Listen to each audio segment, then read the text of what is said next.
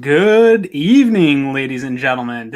I probably didn't do that as good as Craig Thompson did. But anyways, welcome to the Cover One Buffalo podcast. I am your host tonight, joined by my man, one of my old co-hosts, my brother from another mother, Rob Quinn. How you doing, my man? I'm doing good, man. Glad to be on here. Got some big shoes to fill with Greg gone, but talking receivers and tight ends, I'm excited.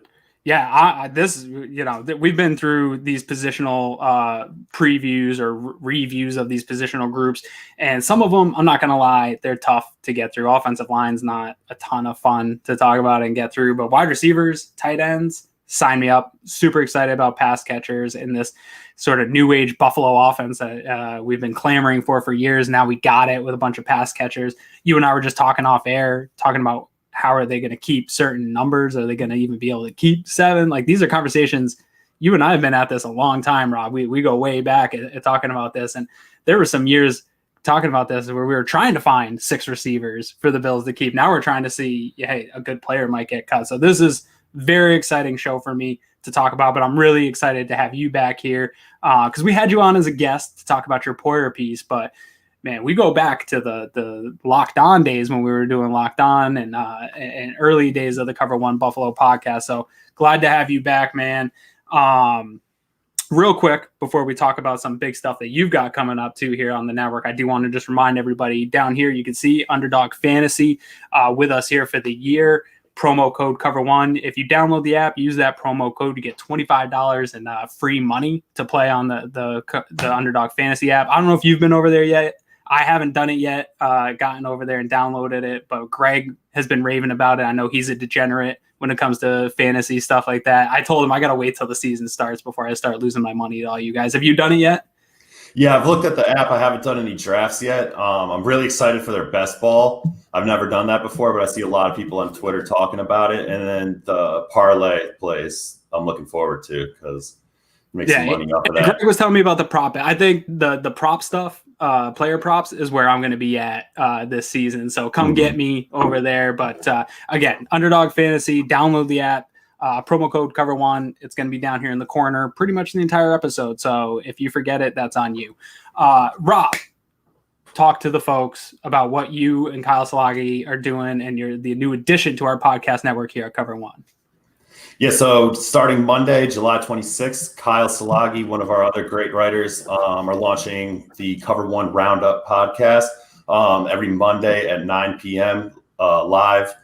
We're really excited to do it. Kyle and I used to write with Bills Wire and also had a podcast back then. I have been out of the game for a couple of years, but I'm back and I'm excited to get to work and really break down all the stuff that the Bills do this year. And so what nights are you going to be doing that? It's going to be Mondays at 9 p.m. So now, folks, I have a graphic ready for it. We've got shows for you every night of the week coming up, and obviously you can expect once the season starts that this show will do our normal Wednesday plus the Sunday. So 6 out of 7 days of the week, you're getting Cover One content delivered to you. So I'm super excited that you've got this show, and hopefully I can come join you at some point as a guest over there because I do miss podding with you. But let's get right into this tonight because I'm super excited to talk about this. Some of these guys we're not going to have to talk about a lot, and we'll start right off with the main man. And I could talk about Stefon Diggs for hours. I really could, but there really isn't a whole lot that we can say here tonight that fans haven't already heard or that you can't look up on Twitter and see how good he is.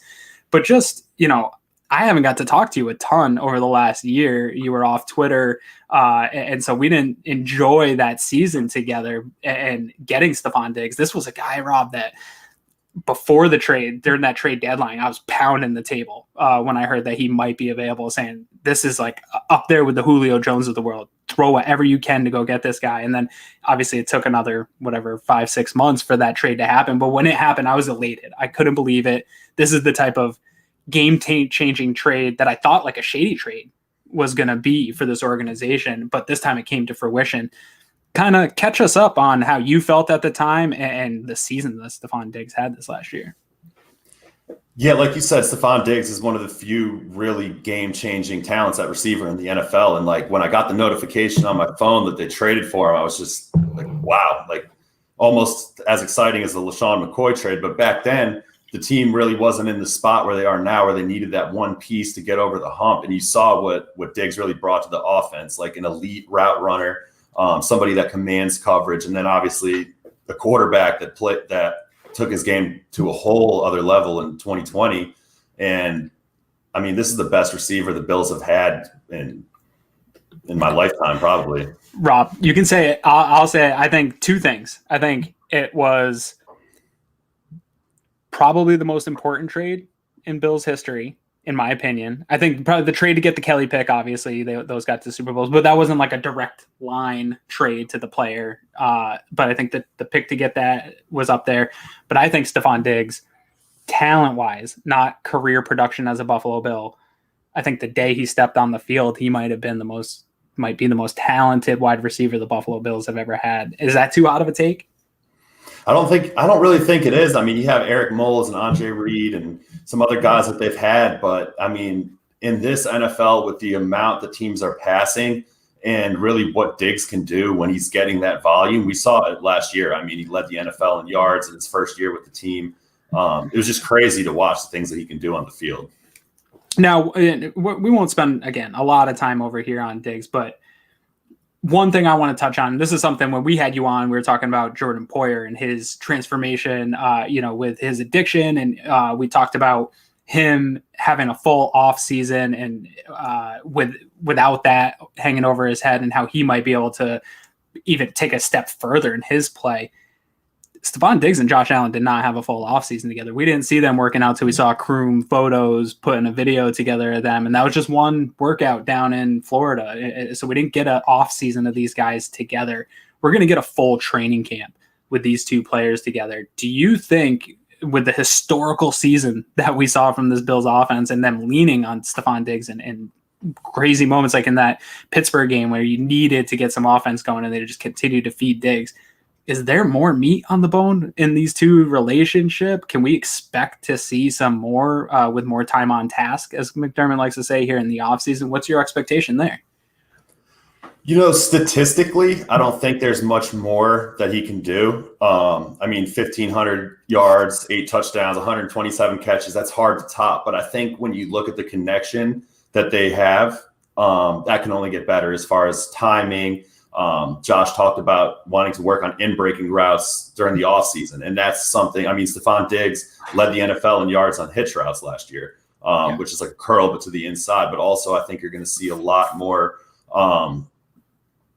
a better connection on those passes over the middle of the field with those two, and it's also going to open up a lot more for the rest of the offense as they're all like learning together now in the second year with pretty much the same roster.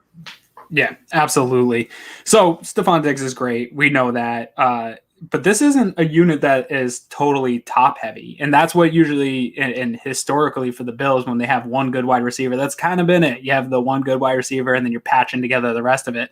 But the talent continues. And this is a guy, obviously, that nobody's heard from so far this offseason. But Cole Beasley is a name that Bills fans it's a hot name right now for all the wrong reasons, obviously. But we're just here to talk about football. Cole Beasley is right up there in terms of value to this offense, productive player in this offense. Again, I didn't get to talk to you much last year about Cole Beasley's impact on this team. Having watched a full season with him and Josh, where were you at with Cole Beasley and kind of what are you expecting to see from him this year? In 2019, he was good. And then last year, he was just great. I think the addition of Diggs really took a lot off of his plate and allowed him to really eat over the middle on those short and intermediate passes. And we saw that he was second team All-Pro, led the NFL in yards from the slot. He's just reliable. He's a great separator. He doesn't drop passes. I think he only dropped like 2% of all the passes in his direction last year. But he's great. And obviously he's making headlines for all the wrong reasons. He probably just needs to delete social media for the next few months. Been there. Yeah, exactly. Me too. But yeah, I mean, we all see what he can do on the field. And I think the talk of potentially cutting him is just ridiculous. Yeah, no. And I think, my stance on Beasley has been, obviously, he's a productive player. And I don't know that he can continue the type of production that he had last year. When I think Diggs can sort of maybe not meet the numbers that he had a year ago, but maintain that top 5 type wide receiver production. I don't know that Cole Beasley has multiple second team all pro seasons in him. I think that the ball is going to spread around a little bit more, and we'll get to that a little bit later here with some of these other wide receivers. But to me, the most important thing about having Cole Beasley on this team, the reason why when people start talking about cutting Cole Beasley, I don't think you can, is the spots that he makes catches in. The Bills aren't a very good running team. And I joked around when we were talking about the running backs and we're like, who do you give the ball to on 3rd and short? And I said Cole Beasley, and I was kind of joking, but I wasn't. Like, he is that type of reliable guy. Or even on a 3rd and long, he's a chain mover. He keeps the offense moving, keeps the offense on schedule. When Josh needed an easy completion this last year, you saw quick routes to Cole Beasley just to get him going and get things going. And when Cole Beasley started to go, you started to see the offense started to move. And so maybe he doesn't meet that production, but having guys that continue to allow this offense to move the chains and keep possession is imperative for a guy like Josh Allen. You don't want him to be having 3rd and 3 and outs and not being able to move the ball down the field. And while Diggs is great and you can feed him the ball, I really think in this offense, Cole Beasley is the guy that keeps the chains moving. Yeah, that quick passing game for the Bills was so effective last year, and it was perfect timing because when you can't get the run going consistently, you need guys that can separate and quickly to really force the ball to them and get those 3-4 yard passes, those chunks of yards that maybe don't look good on the stat sheet, but they keep the offense on schedule, keep the chains moving, and the offense on the field for Josh Allen to make those big plays. Absolutely. And so now we're going to pivot. Sometimes we do this a little bit later in our episode, but we're going to pivot over to our Uncle Jumbo's player spotlight. And I'm really going to pass this one over to you because this is a new addition to the Buffalo Bills, our guy, Emmanuel Sanders. But you did a great piece that dropped this morning. I loved it. It got me super hyped for Sanders. I was really upset when the Bills allowed John Brown to leave this last year. I was a big John Brown fan, and I didn't see a whole lot of guys out in free agency or even in the draft that would come in and have the kind of impact that a John Brown had. We heard Josh Allen rave about John Brown's work ethic, kind of teaching him how to be a pro. I think that stuff's super important. We saw the production the year before. Obviously, Brown was injured, so I thought, hey, we get a healthy John Brown back. This is going to be fantastic. We keep rolling. But then Brandon Beane goes and pulls his magic and brings Emmanuel Sanders into Buffalo. And immediately I was like, oh, shit, I think we might have upgraded from John Brown, believe it or not. So talk about Emmanuel Sanders and what you learned in putting together that piece. Right. So Brandon Beane has wanted Emmanuel Sanders for a few years now. He tried to trade for him with when he was with the Broncos. The Broncos didn't want to trade him in the AFC. They traded him to the 49ers, helped him get to the Super Bowl. Last year, Beane tried to get him again, but with Josh Allen being unproven, Sanders wanted to push for a Super Bowl. The Saints were that team with Drew Brees in his last year, and he decided to sign with New Orleans. We all know how that worked out. Brees kind of fluttered as the season went on. But, so the Bills released John Brown, saves $8 million in cap space, and they bring in Emmanuel Sanders, who's a completely different type of receiver, but he does bring that veteran presence that John Brown had in the locker room. I mean, he's been around awesome teams. He's played with Peyton Manning. He's played with Ben Roethlisberger. He's played with Drew Brees. He knows what an elite quarterback looks like. And at this stage in his career, he wants to win a Super Bowl. And I think signing with Buffalo indicates that Josh Allen is legit and he wants to be a part of what they have going forward. And I think Sanders is going to step right in and be that number 2 receiver. I know a lot of people are talking about Gabe Davis taking that role, and we'll talk about him in a little bit. But I think Sanders is exactly what Brian Dable, Sean McDermott, and Brandon Beane want in this offense. He's a versatile guy. He plays outside. He can play inside. He's an elite separator. He's got good hands. He's tough. He can make plays at all 3 levels of the field. And I'm really excited to see what he can do. I don't know what your thoughts are on Sanders in relation to kind of losing Brown in favor of him, but I'm looking forward to seeing what he can do this year. Yeah, so obviously I love John Brown, and I gave our guy Greg Thompson a little bit of crap when the Bills signed John Brown, and Greg was real excited about him. He said, hey, this is wide receiver 1 at the time. I was like, there's no way. This guy's he's a one-trick pony. He proved that wasn't true, especially in that first year of production for him. So hats off to John Brown. Appreciate what he did here. But I do think Emmanuel Sanders is much more polished all around wide receiver. I think when you talk about route running ability and ability to separate, I think the Bills, this unit that we're talking about here with Diggs, Beasley, and Sanders, might be one of the best pure route running groups in the NFL. I don't know, there might be somebody ahead of them, but I think they're at least in that top 3-4 conversation as far as a full group. And so again, that veteran leadership, we heard about all the things about what John Brown brought. You don't lose any of that. And this is super important to Brandon Beane and Sean McDermott, is that veteran presence, that they talk about their leadership councils and leaning on vets. There's really no drop off from John Brown to Emmanuel Sanders in this case. And I think there's an argument could be made that Sanders is even a step above at this point in his career. I've seen videos of him teaching younger guys parts of the game, teaching about route running, things like that. This is super important going forward because, again, it's really fun to talk about 2021 Bills, and these guys are all going to be productive, I think, and lead to continued success for this offense. Maybe not the historical numbers we saw a year ago, but I think similar success. But you add in all the youth behind it that we're going to talk about here, and you have some time to develop these guys. But Cole Beasley, whether or not his Twitter account allows him to be around or not for long, he's not going to be around for long. Emmanuel Sanders doesn't have a lot of seasons of production left, and I would love to hear you kind of touch on the age and production stuff that you found out in that article too here in a second. But these guys, I can't think of many better rooms for young wide receivers like a Gabe Davis, like a Hodgkins, like a Stevenson, to come in with their notebooks ready to just learn from the top 3 receivers in this room. You have guys that have been in the league a long time, are experts in their craft. And then you have a great coach in Chad Hall that's coaching these guys and allowing them to do what they do best. This might be one of the best spots to breed and develop talent on this roster, is in this wide receiver room.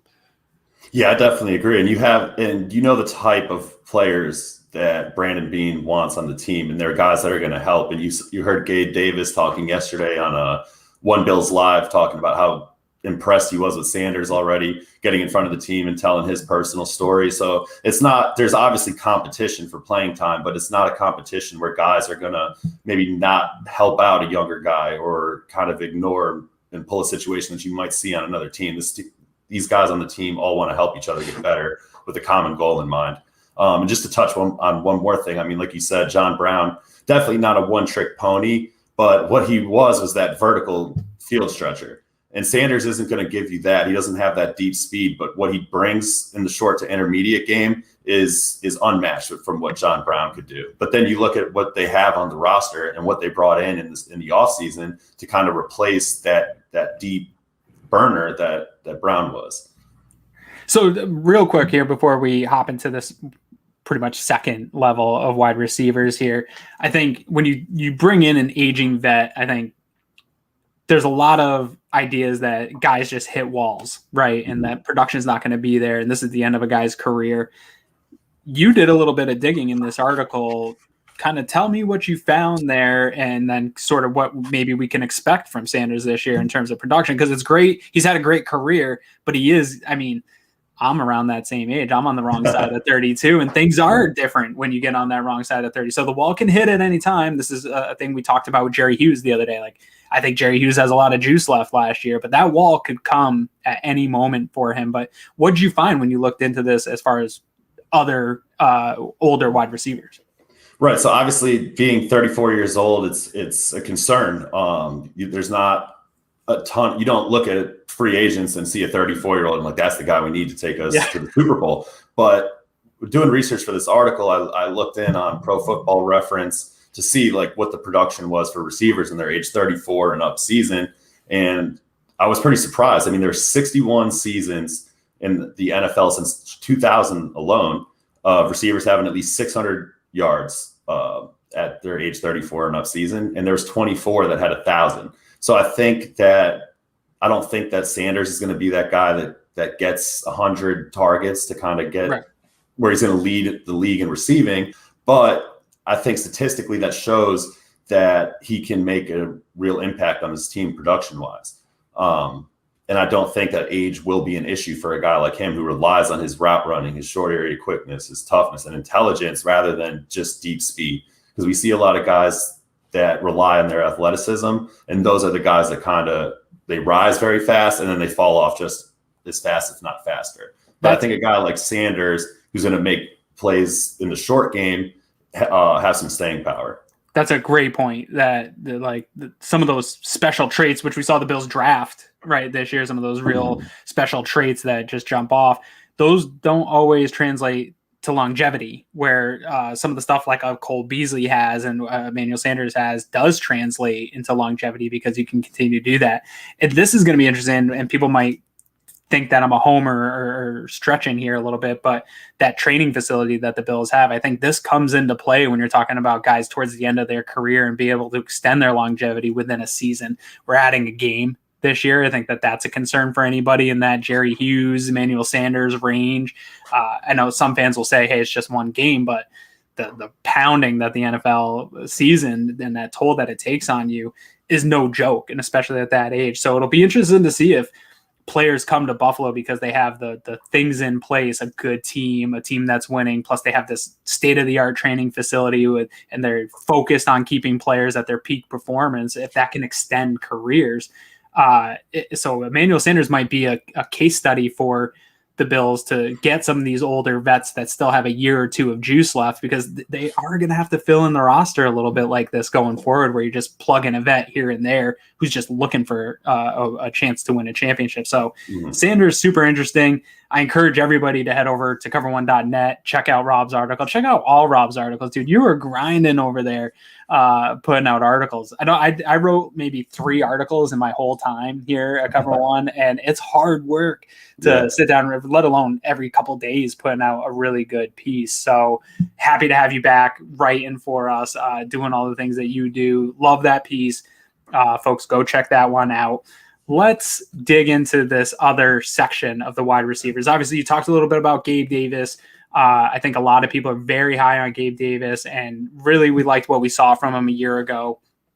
But I don't know that he's ready to take that production that we saw. And like you said, I don't know that he's ready to be the number 2 wide receiver with Emmanuel Sanders right there above him. But what did you see from him in his rookie year, and what are you expecting from him here in his sophomore campaign?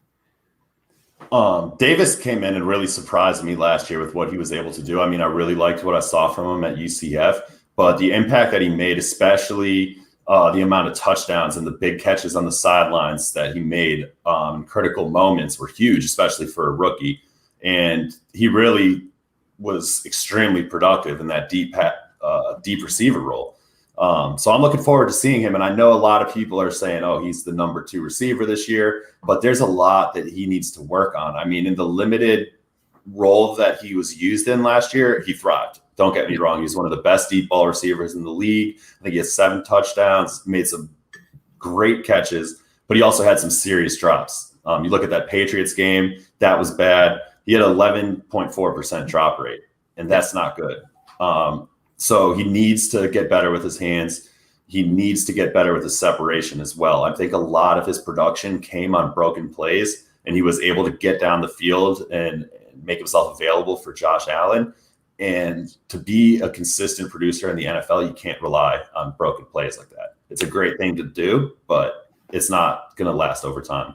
I'm glad you brought that up, because I've seen people talk about, the loss of John Brown. Where's that deep threat going to be? And I think people see the highlights and they'll extrapolate some of the stats of explosive plays for Davis.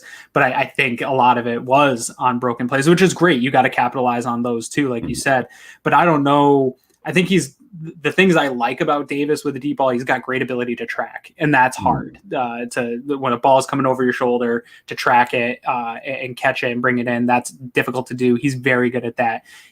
For his size, he's got nice body control and athleticism. Those things are tough, especially along the boundary. The catch against the Colts, for a guy his size to have that type of body control is fantastic. So he shows flashes of everything you need from a guy that can be maybe a number 2 receiver. I just don't know that he's there today, and he doesn't have to be. This is exactly why you bring in Emmanuel Sanders. He can continue to develop. I still think he's going to be very much a part of this offense, and God forbid if anybody gets hurt, it's a long season. I think he will come in and be able to be a productive number 2 in that sort of fill in role. But yeah, I agree that he's not quite there yet. The drops are a little bit of a concern, but I don't, just like I didn't with Zay Jones, just like I haven't so far with Dawson Knox, I do think that's something that can get fixed. I think it's tough when you're making the transition from college to the NFL. I think some of these, the other things that you're thinking about in the game take over, and that can get in your head. I think he can work on that. But I'm excited. We just talked about Sanders, Beasley not being here long term. I'm excited about his long term ability. I'm not so much excited about what he's going to provide for the Bills in 2021. It's, hey, we saw flashes from this kid his rookie year. I think we'll see some more flashes here in 2021. But I'm excited about the long term potential. And I don't know that he'll ever be a number one wide receiver on this team. But I think, Stefon Diggs can extend his career and stay here in Buffalo, that he could come in and eventually in the next year or two be a nice number 2 wide receiver if he just takes another step forward here over this next year. Right. And the concerns I have with him, I'm not dumping on him saying that he's useless and not going anywhere. Like you said, those are just things to work on. And what we've seen from him already are extremely promising. And like you said, the highlight catches he's made, it shows what he potentially can develop into. And bringing in Emmanuel Sanders and having a guy like Cole Beasley and Stefon Diggs on the team, he can get his share of snaps, get his share of targets, make plays, but he doesn't have to have everything on his plate at once. And I think it's just so ridiculous to talk about this team having players that can be properly developed rather than just thrown into, like our last podcast in probably 2017, we're talking about Zay Jones and being a number 1 receiver. Yeah. And having a guy like Gabe Davis as your number 3 or 4 is just a great problem to have if you're Buffalo. Oh, absolutely, yeah. And back then we had the people in the comments pounding the table for Brandon Riley to get because there was no good quality wide receivers. Mm-hmm. Now Brandon Riley would be down there with Tanner Gentry on this roster, which we'll get to in a minute. I'm going to skip over somebody that probably on the depth chart should be ahead. But while we're talking about Gabe Davis, I want to talk about the other rookie from that draft class that we didn't get to see a year ago. We saw some flashes in training camp, but Isaiah Hodgins is a guy that was also, obviously Gabe Davis took that the spotlight from the media in the limited training camp that we saw, and everyone was talking about him. But Hodgins was having a nice bit of camp last year before the season, before his injury. Didn't get to see him at all a year ago. Obviously, the opposite in terms of what we're talking about with some of the young guys. Great catch rate in college, seems to be a reliable target, shifty guy, can maybe play that big slot role. He might be the answer to some of the slot problems once Beasley's gone. What are you expecting out of him this summer? Is this guy going to live up to the hype that we're seeing on Twitter? People are telling me that he's going to take over even Davis and be that next wide receiver in the lineup here. Should people pump the brakes, or should we just go full bore and get excited about this guy and just do it? Where are you at? I like him. I like what I saw from him at Oregon State. And he does bring something unique to the offense. He's 6'4", 210, I believe. And so he brings that size to the receiver room that they don't really have at the moment. I mean, Gabe Davis is their big guy at 6'2", but Hodgins is a different guy. He's like a longer, quicker, big slot receiver, and he can separate. So I think if he does make the team, his role will be different than Davis. I think he's more of a strict slot guy. I don't think he could separate from the outside against press coverage, but I think against zone, he's really good, and he's got good hands, and he's tough over the middle. But as far as the expectations, I mean, we see it every year with the bottom of the roster guy that the fans love. And I'm excited to see what he can do, but I think he's got a difficult path to playing time with 4 guys that are proven ahead of him already on the depth chart. Yeah, this one's going to be a tough one, right? Because again, I think there's got to be a balance here for Brandon Beane going forward with this room, because you have some age. It's a little top heavy age wise. And you know that that's not the future. And you've put draft assets into Davis, Hodgins, and we'll talk about some other guys here. There's a little bit of a balancing act of, I don't think you can cut him and probably bring him back to the practice squad. I think there's probably too much excitement from what he did in college where some team will grab on to him and you won't get him back. How you kind of said, if he makes this team, is he a bubble player, you think, going into training camp? Because I think he's a little bit more secure than a bubble player. I think he's right on that fringe, but I think he's a little more secure than a bubble player only because the well of developmental players isn't particularly super deep when we're talking about the wide receiver role, because the rest of these guys, a lot of these guys are journeymen and they're a little bit older than we think they are.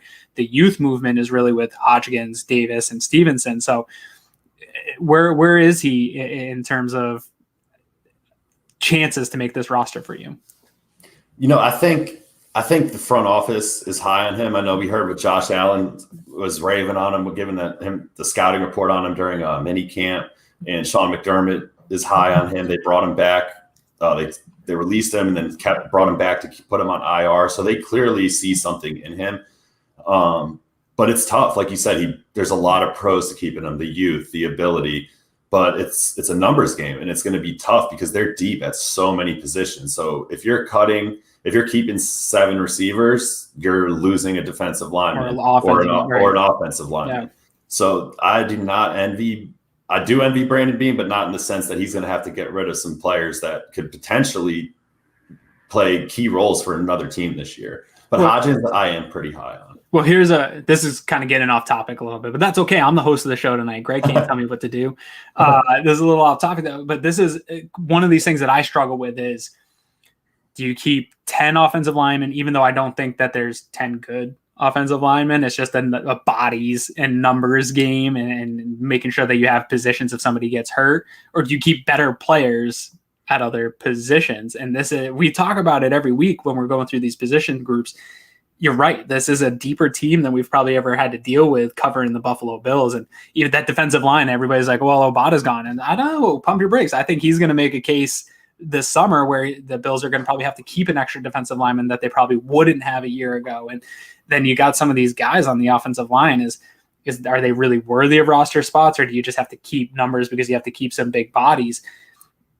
Philosophically, are you a guy that would rather keep 10 offensive linemen than have 7 wide receivers, even if that 7th guy is potentially a future better player?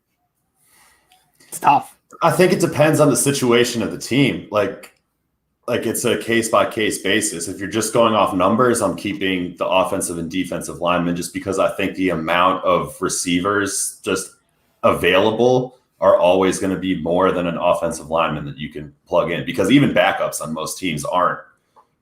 If you're in trouble if you got to put them in the game, but a receiver can be serviceable. Yeah. And we're seeing in the draft year in and year out, they're deeper and deeper. These freak athletes. Yeah. So I think at receiver, you can get away with losing a guy like Hodgins if it absolutely came down to it, but he's a good prospect that you don't want to have to lose. So it's going to be really, really tough. Yeah, those poor Christian Wade's fans are going to have a tough time when we keep Hodgins over Wade. So let's jump over to a guy that I think is very much on the bubble, even though I think a lot of people over on Twitter don't. I think they think he's definitely going to be on this team. I think Isaiah McKenzie is very much on the bubble. And when I saw the contract that he resigned for, it was an alert to me. Everyone's like, oh, he's back. And I saw that contract. I said, I don't know how long he's back for. He didn't get a lot of love in free agency. And I know that our friend Doug Farrer over there thinks that he's a better slot wide receiver than Cole Beasley, but he's an interesting player. And while I think he's a guy that's very much on the bubble, and I don't think he's a guarantee to make this roster, he is an interesting player, and I like the role that he's carved out for himself on this team. I just don't know, again, this numbers game, if he's a guy that you can keep, because he's not as young as some of these other guys. He's not a developmental player, and he's very specific to this simple role that they carved out for him. Where are you on Isaiah McKenzie? Like you said, I loved what he was able to do last year. I'm not going to go as high to say that he's better than Cole Beasley, but when he got the ball in his hands and Brian Dable manufactured those touches for him, he made the most of them. He had 30 catches, 5 touchdowns. We saw him in week 17 against the Dolphins with that huge game when he got his opportunity as the returner and then had some catches and I think 2 touchdowns. So I love what he brings to the team, but I don't know if he is that guy that can do it full time. And I think McKenzie might have thought that he was that guy, but then he went to free agency and he had to come back to the Bills and take a 1-year not prove it deal for I think like $1 million. I'm not sure exactly how much is guaranteed to that. But I agree with you. I think he's firmly on the bubble. And then they draft Marquez Stevenson, who does a lot of the same things that he does in the return game in the slot with the speed. So I think they're neck and neck in camp. And the Bills probably want to lean towards the rookie if it comes down to McKenzie or Stevenson.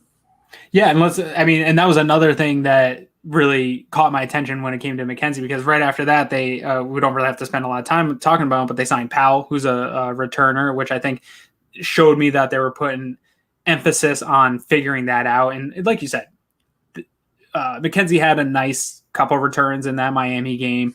That Miami game's a tough one to judge because that was a terrible game. If we're judging by that game, then Antonio Williams should definitely be running back number one for the Bills this year. But we also saw the year before, like McKenzie has a really tough time with controlling the ball, taking care of the ball, and that's not something that you can have in the return game. And I loved Andre Roberts, but the best thing I loved about him was that you weren't really worried about the decisions. I can think of maybe 2 or 3 bad decisions that we saw from Andre Roberts in his tenure here in Buffalo, where McKenzie, just every time the ball goes up, you're wondering if he's going to muff it, what he's going to do with it. He's going to try to go too crazy, make a play.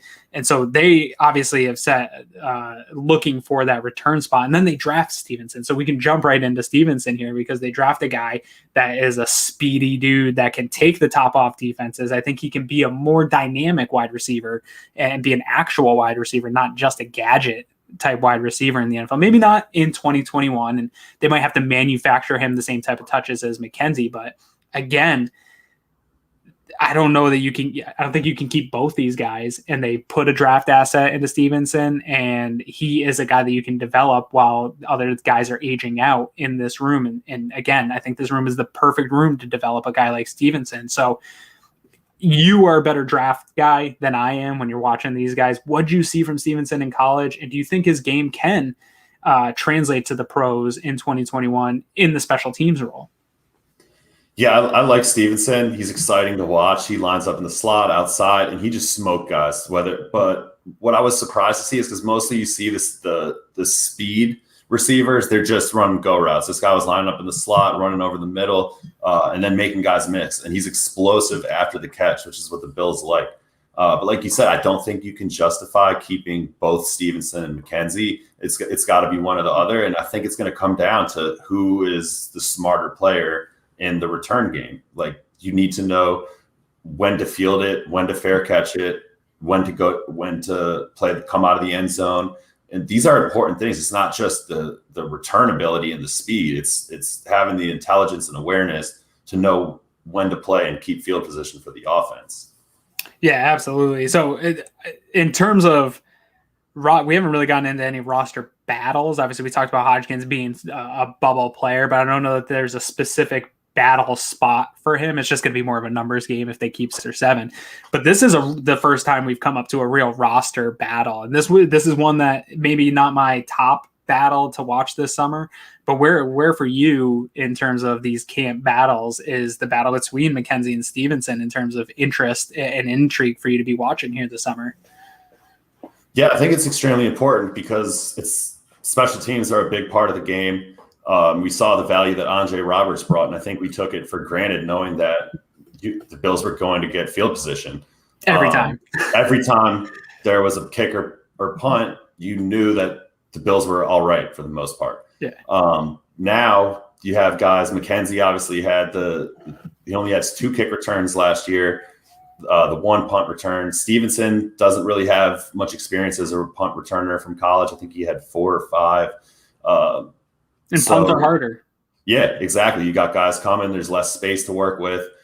So it's going to be interesting to watch. And I think whoever just proves that they can stay calm under the pressure and make the right decisions is going to be the guy that earns the job. And now, outside of these 2 positional groups, real quick, are there any other guys, while I got you on here, is there any other guys on this roster that you can see also competing for that punt return spot where if one of them wins it, then you can probably move on from McKenzie and just get Stevenson into this gadget role and develop him as a wide receiver? Is there anyone else on the roster that you think is sort of in the hunt in this return game? Like a Matt Breida, anybody like that? Possibly. Breida's got the speed, but I don't know. I mean, we've seen the Bills use Micah Hyde there, and that is something that I'm not trying to see. You don't want to risk a potential injury to one of your best players. But yeah, Breida maybe with the speed that he brings and the different things that he can do on offense. You're supposed to say Christian Wade or Duke Williams. I was thinking people. We're trying to get clicks here, Rob. But I was thinking Christian Wade, but I don't know. Yeah, got to keep it realistic. And speaking of the Christian Wades of the world, and this is no offense to any of these guys in this, but we'll clump them together here for the sake of time and moving on, because I think that a lot of this is probably practice squad. I don't know that all of them are going to be able to come back on the practice squad, but you got Touchdown Jesus, Jay Kumro, fan favorite. Love what he brings. You got Powell, Duke Williams, another fan favorite, although has fallen off here over the last year. Lance Lenoir, who I didn't even know existed until I saw that the Bills signed him. I know nothing about this guy. And then obviously Josh Allen's old teammate and probably perennial practice squad player, Tanner Gentry, who is just got his account back on Twitter after somebody hacked him to try to sell PlayStation 5s to people. So that's probably his most famous thing besides being known for being Josh Allen's college wide receiver. So anybody in this group that excites you in terms of practice squad or, being able to be pulled up in case of emergency or type of developmental player? Is this just kind of to me, this looks like the Bills receiving rooms of the Rex Ryan era and not anyone you necessarily want to see play? What's this group look like for you? I think Kumaro is intriguing, and the coaches might like him because he can play special teams too. We saw He's a big dude. He's big boy, athletic. Aaron Rodgers loves him. Loved him. He's sitting out the season because they cut Jake Kumaro.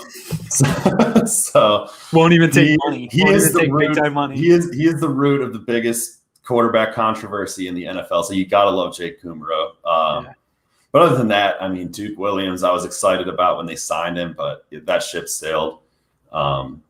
And Tanner Gentry, he was in my DMs trying to sell me a PS5, and I'm not a fan of that. So you're an Xbox guy? Yeah, man. So I can't do it. But yeah, Kumaro, I think if they can sneak him on the practice squad, then I'm all for it. But none of these guys, I don't think, have a realistic chance at making the team.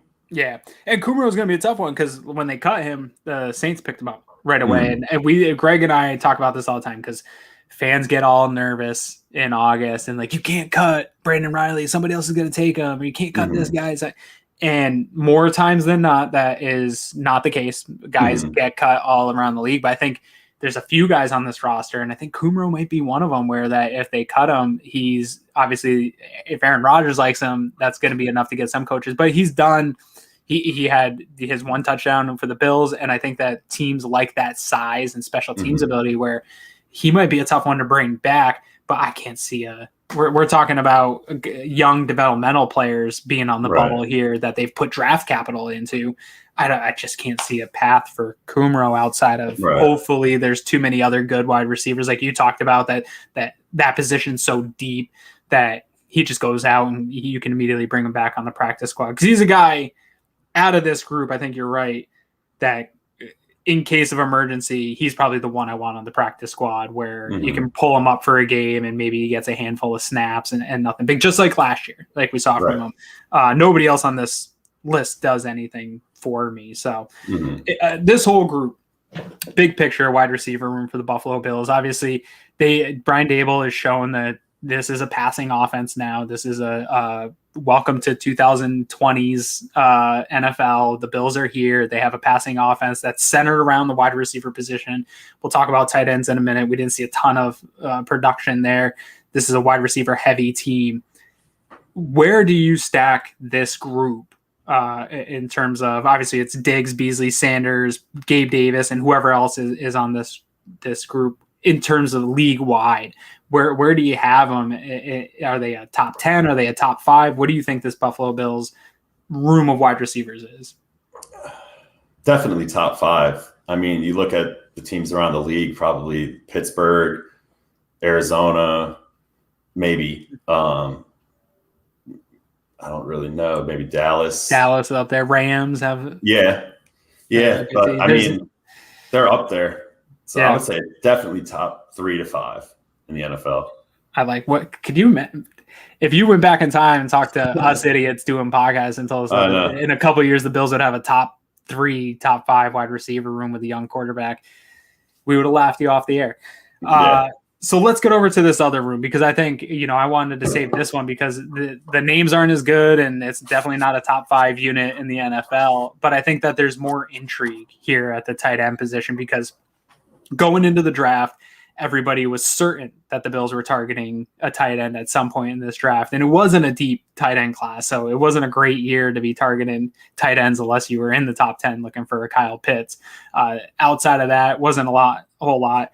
Free agency, there was a couple of guys, and the Bills got one of them, but again, nothing sexy. And then we've had to drag out up until today with the Zach Ertz drama of whether or not he's going to be traded. Now the Eagles are saying that he's been working out with the team. It doesn't sound like he's going to move this year, which I'm not sure is the worst thing in the world. But this is a position group that a lot of unknowns, a lot of youth, and in terms of fans, is very split. You either like Dawson Knox or you think he totally sucks and can't catch anything. There's not a lot of middle ground on him, and nobody really knows a whole lot about these other guys. Obviously, Tommy Sweeney was out last year. We didn't really get to see much from him. He's going to get thrown into this developmental role now because of just a numbers game. And they bring in Jacob Hollister in free agency. And again, a guy that Josh has played with, but hasn't put up big numbers, but I think can be a nice piece of this offense. But there's a lot of people saying Hollister is going to come in and be the number one because Dawson Knox can't catch. This is an intriguing room. We went through and touched on everybody as an individual in the last position group here, but let's kind of talk about this room as a whole. What are you seeing out of this Bills tight end room? What are you excited about and what are you nervous about? I'm excited about Dawson Knox. I know a lot of people are down on him, but in talking about the drops, but I mean, he had, I think, 9 or 10 drops his rookie year, and then he cut that in half to 4 last year. And people remember the bad drops, and those kind of get magnified. It's Gabriel Davis had twice as many drops as Dawson Knox last year, but Davis scored the touchdowns, and so he's the breakout sleeper this year. Knox, I think that for number one, his drops are pretty overstated, and I think that he's going to have a big year. I don't think the volume's going to be there for him to have like a Travis Kelce type impact, but I think that if he can clean up his game, which he seems focused on doing from everything that he said he's worked with the hand-eye coordinator. He's going to the tight end U, which with all the other tight ends, which everyone's excited about. But everyone's going to have a more productive year. Yeah, everyone is going to be the best tight end in the league this year. Yeah. But I mean, Knox is a guy that I think they'll be able to rely on as the season goes on, and we see the flashes of what he can do, not only as a pass catcher, but what he can do after the catch. And he's just a big, athletic, freaky tight end. And if he can put it all together, the Bills really have a weapon. And I think that he's a guy. I said it before we went on air, that he's a guy that if they lose in free agency or they get rid of him and he lands in the right situation that feeds him, it'll be a guy that we look back on and say, damn, we really lost out on him. And I think that we need to pump the brakes and realize that he was a converted quarterback at Ole Miss. He wasn't really utilized there, and he's still developing, and he's young. He's going into his 3rd year, and I think the future is bright for him. Yeah, I'm very high on Dawson Knox still, and this is a guy that I'll probably be pounding the table here for all summer. I'm really excited to see them get their hands on him this summer because you hit the nail on the head.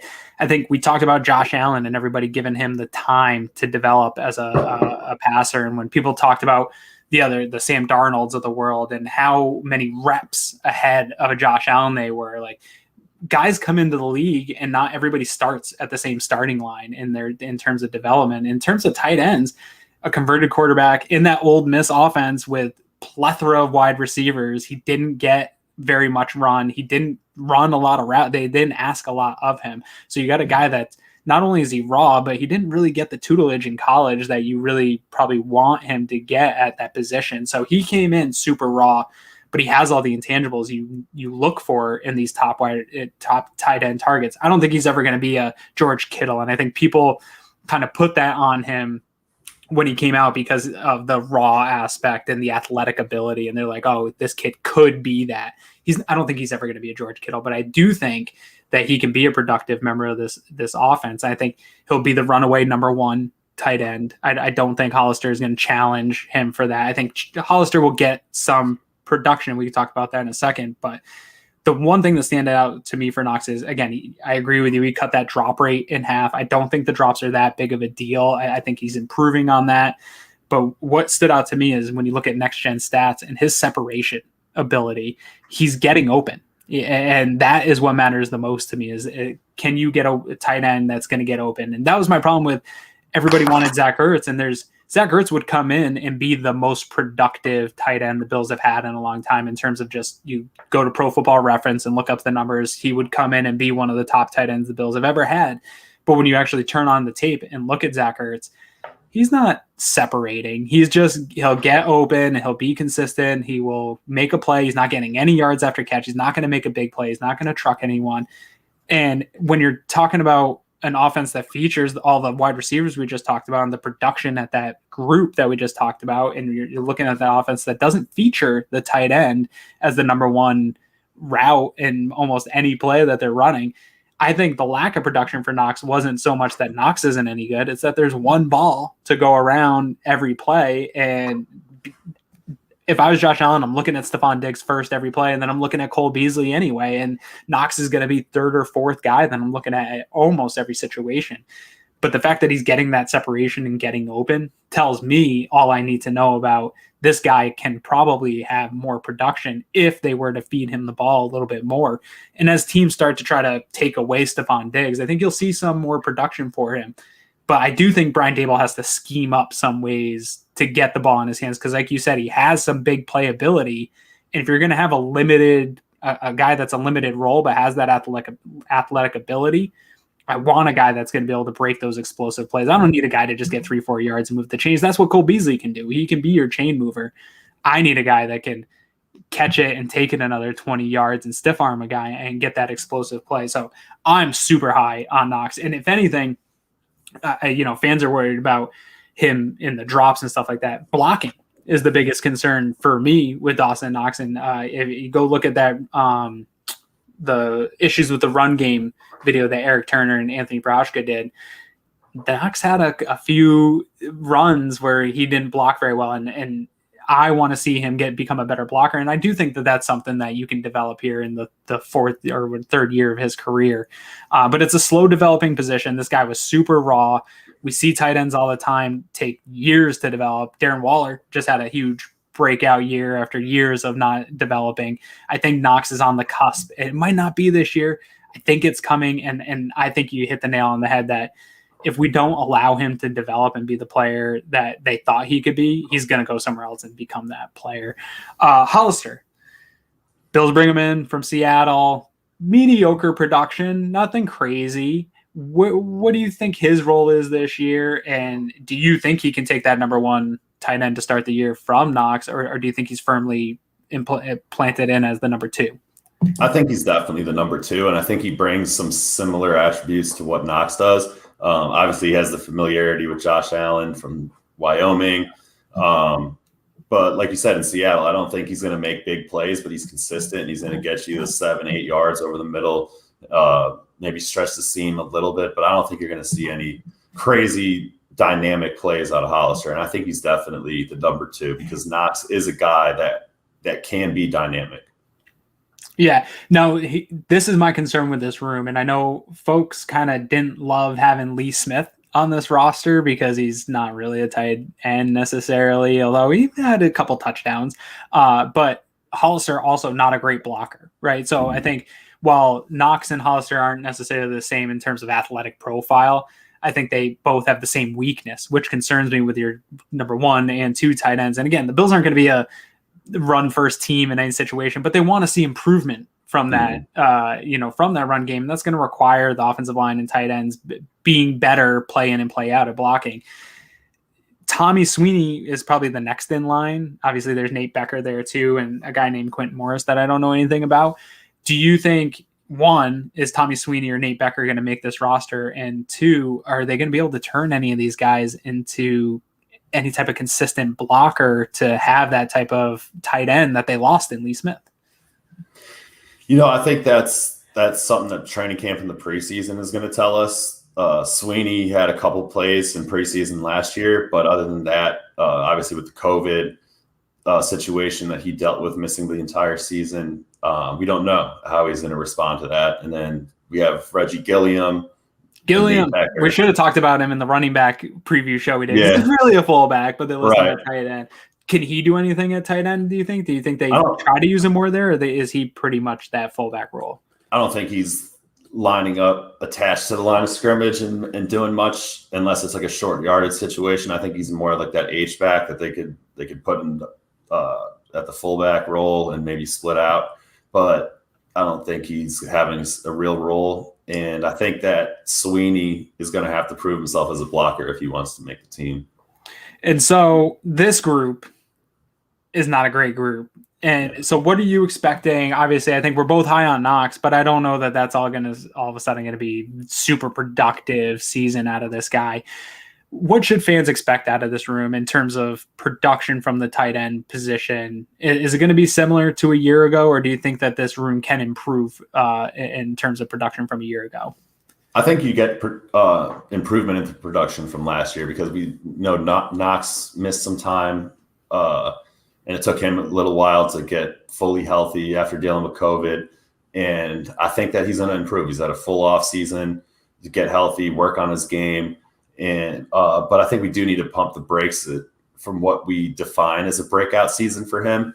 Like you said, there's only one ball. You're throwing 150 times to Diggs, probably throwing 100 times to Beasley, and then the rest of those 250 passes not a whole lot left are getting trickled out between Sanders, Davis. Yeah, exactly. So the targets probably aren't going to be there for him to have those Pro Bowl numbers that you want from every player.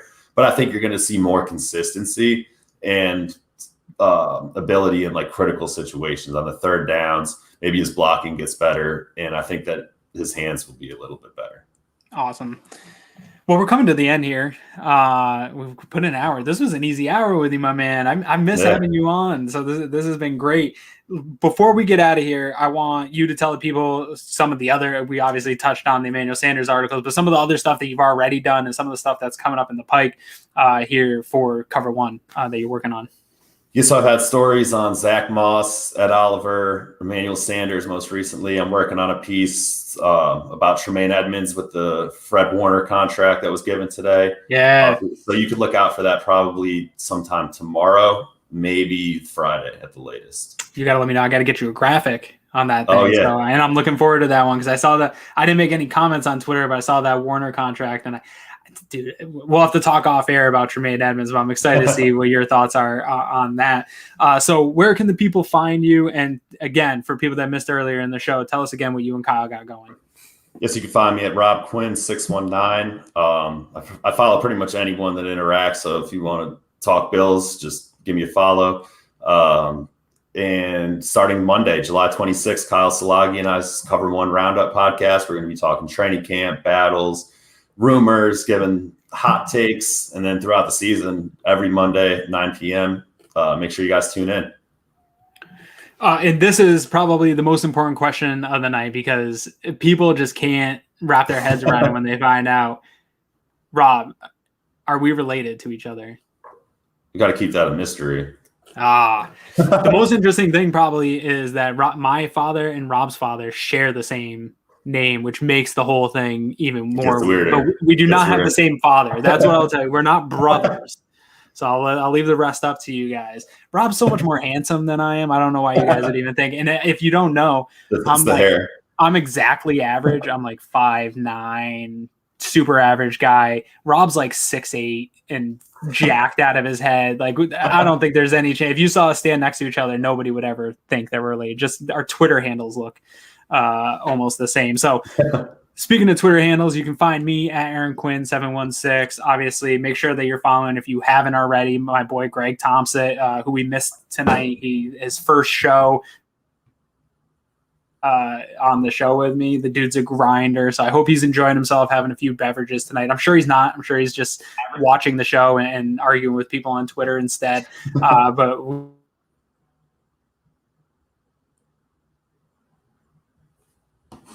about it.